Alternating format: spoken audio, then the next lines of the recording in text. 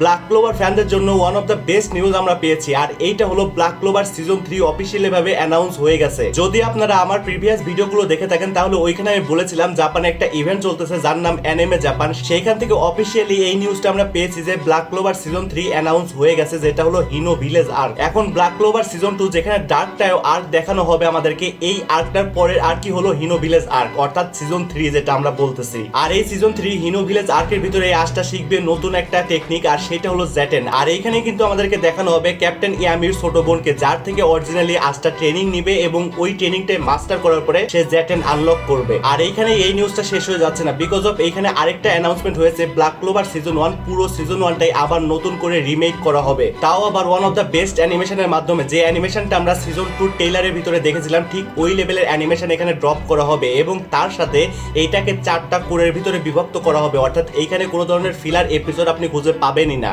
আর season 1 যাতে সব anime fan আবার রিওয়াচ করতে পারে সেই জন্য এইটার পেসিংকে 3x পেসিং করে দেওয়া হয়েছে, অর্থাৎ আগের তুলনায় কম এপিসোড দেখে আপনারা সবগুলো এপিসোডের মজাটাই আবার নিতে পারবেন। আর এতগুলো এক্সাইটেড নিউজ পাওয়ার পরে আপনারা একটু খুশি হয়ে আমার চ্যানেলটিকে সাবস্ক্রাইব করে রাখুন এমন ধরনের আরো এক্সাইটেড নিউজ পাওয়ার জন্য।